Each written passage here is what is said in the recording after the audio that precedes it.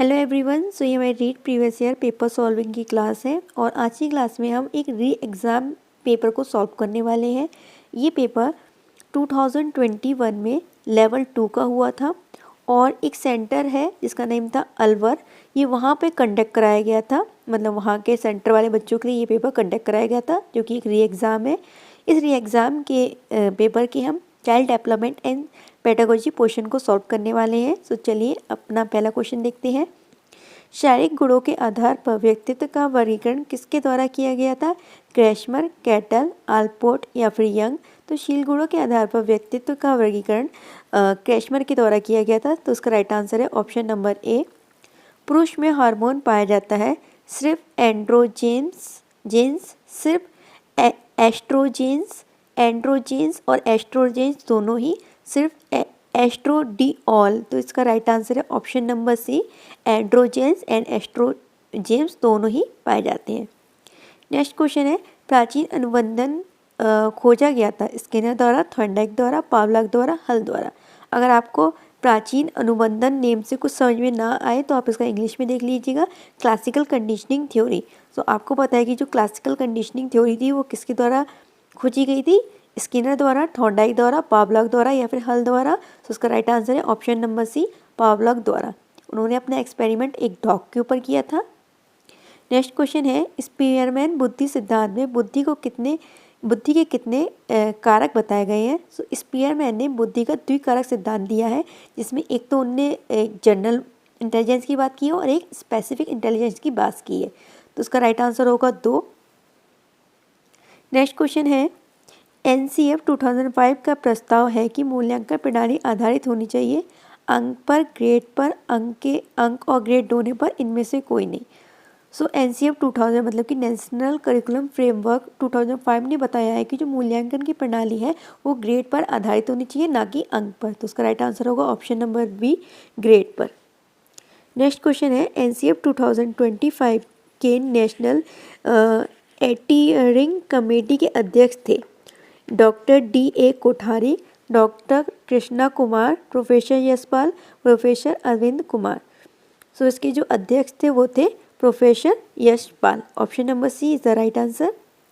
NCF 2005 के अनुसार 10वीं व 12वीं के छात्रों के लिए कुल गृह कार्य की समय सिफारिश की गई थी 2 घंटे प्रतिदिन, 3 घंटे प्रतिदिन, 4 घंटे प्रतिदिन, 5 घंटे प्रतिदिन।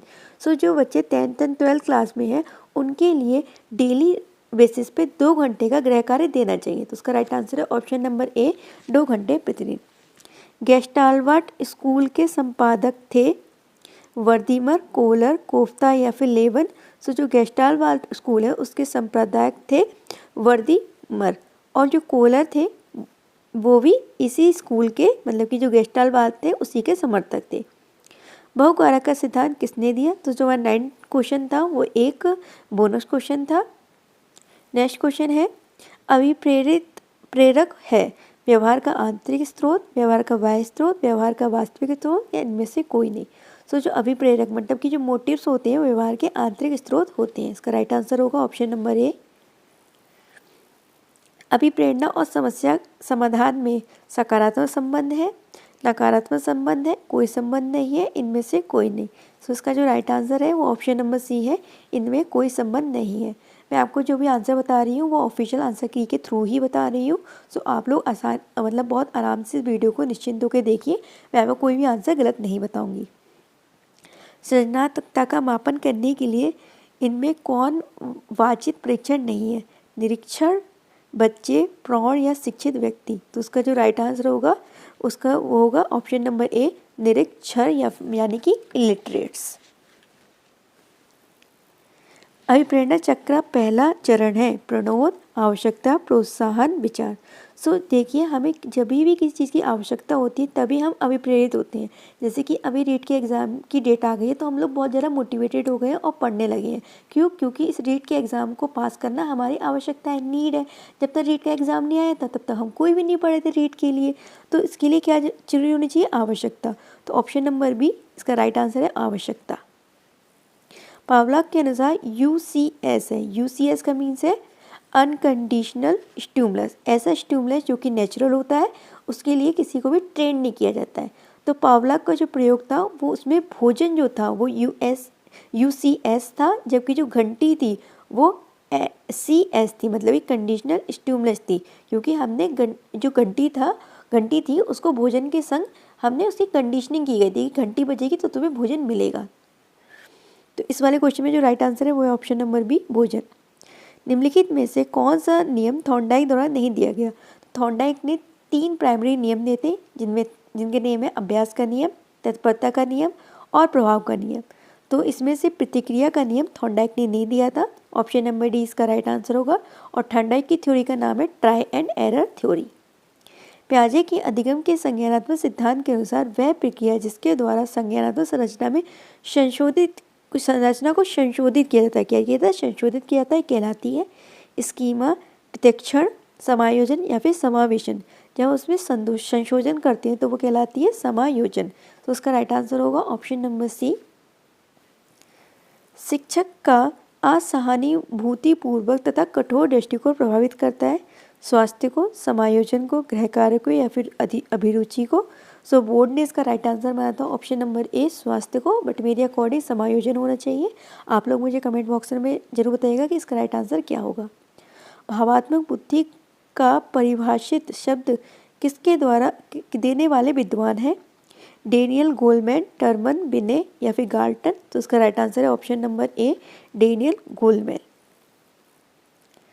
जिस प्रक्रिया में व्यक्ति मानव कल्याण के लिए परस्पर निर्भर होकर व्यवहार करना सीखता है वह प्रक्रिया है समाजीकरण, भाषाई विकास, व्यक्तिक मूल, सामाजिक परिपक्वता। सो वह प्रक्रिया समाजीकरण कहलाती है। इसका राइट आंसर है ऑप्शन नंबर ए। एक विद्यार्थी अपने समकक्ष विद्यार्थियों के समूह के प्रति आक्रामक व्यवहार करता है और विद्यालय के मापदंडों को नहीं मानता। इस विद्यार्थी को जिस सहायता की आवश्यकता है वह है मनोगत्यात्मक क्षेत्र, भावात्मक क्षेत्र, उच्च स्तरीय चिंतन कौशल, संज्ञानात्मक क्षेत्र। देखिए उसका अपने इमोशंस पे कंट्रोल नहीं है, डेट्स वाई वो आक्रामक व्यवहार दिखा रहा है और मापदंडों को नहीं मान रहा है।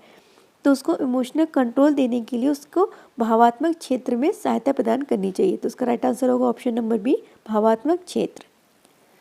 अधिगम के अंतर्दृष्टि सिद्धांत के प्रतिपादक कौन थे? थॉर्नडाइक, पावलॉक, स्किनर या फिर कोलबर। सो जो अंतर्दृष्टि का जो सिद्धांत था वो कोलर ने दिया था। उन्होंने अपना एक प्रयोग वनमानस के ऊपर किया था। इन्होंने बताया था कि जब बच्चे को या फिर किसी को भी कोई प्रॉब्लम उनके सामने दी जाती है तो उसका जो सोल्यूशन होता है वो एकदम से अचानक से उनके दिमाग में आता है। सो उसका जो राइट आंसर है वो है ऑप्शन नंबर डी, कोलर। कार्यात्मक प्रतिबंध सिद्धांत में मुख्य कारक निम्न में से कौन है? आकृतिकरण, पुनर्वलन, बहिर्गमन या स्वतः आपूर्ति। मतलब ऑपरेंट कंडीशनिंग थ्योरी की बात हो रही है यहाँ पे। तो ऑपरेंट कंडीशनिंग थ्योरी स्किनर ने दी थी। इन्होंने अपने थ्योरी में पुनर्वलन पर खूब जोर दिया था। तो उसका राइट आंसर है ऑप्शन नंबर बी, पुनर्वलन। निम्न में से आत्मसंप्रत्यय की कौन सी विशेषता महत्वपूर्ण नहीं है? आत्मसंप्रत्यय व्यवस्थित होता है। आत्मसंप्रत्यय में विशिष्ट लक्षण होते हैं। आत्मसंप्रत्यय बहुआयामी होता है। आत्मसंप्रत्यय स्थायी होता है। तो यहाँ पे आपको नहीं वाला पूछना है। तो इसका राइट आंसर होगा ऑप्शन नंबर डी, आत्मसंप्रत्यय स्थायी नहीं होता है। तो इसका राइट आंसर होगा ऑप्शन नंबर डी। आप आज सोच रहे हैं कि आप कटरीना कैफ है, आप कल ये सोच सकती है कि मैं करीना कपूर या फिर आलिया भट्ट भी हूँ। तो आपका अपने लिए जो संप्रत्यय है वो चेंज होता रहता है टाइम टू टाइम, तो ये स्थायी नहीं होता। नेक्स्ट क्वेश्चन है, वह सिद्धांत जिसमें किसी समस्या का तत्कालिक समाधान को प्रमुखता दी जाती है वह क्या कहलाता है? समीपता सिद्धांत, अनुबंधन सिद्धांत, सक्रिय अनुक्रिय सिद्धांत, सूच का सिद्धांत। सो मैंने अभी आपको समझाया कि एकदम अचानक से आपके दिमाग में क्या आता है? सोल्यूशन आता है, तत्कालीन समाधान हो जाता है समस्या का। सो ये जो सिद्धांत है वह है सूच का सिद्धांत, जिसमें तत्कालिक समस्या समाधान की बात की गई है। नेक्स्ट क्वेश्चन है, अधिगम के संबंध में कौन उपयुक्त नहीं है? अधिगम पर परिपक्वता का प्रभाव नहीं पड़ता। अभिप्रेरणा से अधिगम में वृद्धि होती है। समस्या समाधान अधिगम का उच्चतम स्तर है। अधिगम व्यवहारगत परिवर्तन होता है। सो उसका जो राइट आंसर होगा वो होगा ऑप्शन नंबर ए, अधिगम पर परिपक्वता का प्रभाव नहीं पड़ता है। सो आपको यहाँ पे नहीं वाला चुनना था। सो यही राइट आंसर होगा, क्योंकि अधिगम पर परिपक्वता का प्रभाव पड़ता है। जब तक बच्चा परिपक्व नहीं होता है एक चीज़ को समझने या सीखने के लिए, आप तब तक उसे नहीं सिखा सकते। फॉर एन एग्जाम्पल, आपके घर में 3 साल का बच्चा है और आप उसको ज़बरदस्ती पेंसिल पकड़ा के बोल रहे हैं कि नाना तू तो पूरी सेंटेंस लिखा, मैं तेरा अधिगम करा रही हूँ, मैं पूरे दिन बैठ के तुम्हें पढ़ाऊँगी, अब तुम लिखना सीखो। तो क्या 3 साल का बच्चा सीख लेगा? नहीं सीख पाएगा, क्योंकि वो उतना परिपक्व ही नहीं हुआ है। तो उसका राइट आंसर होगा ऑप्शन नंबर ए। एक बालक सामाजिक रूप से पूर्ण विकसित माना जाएगा यदि वह अपने परिवार के सदस्यों के साथ स्वस्थ संबंध नहीं रखता। अगर वो स्वस्थ संबंध नहीं रखता है तो वो किस प्रकार से विकसित है? नहीं है। अपने साथियों के बीच लोकप्रिय नहीं है। अगर वो लोकप्रिय होगा तभी तो वो पूर्ण रूप से विकसित होगा। अगर लोकप्रिय नहीं है तो मतलब कि पूर्ण रूप से विकसित नहीं है। समाज के विभिन्न प्रकार के व्यक्तियों के साथ किस प्रकार व्यवहार करना चाहिए, जानता हो या फिर जानती हो?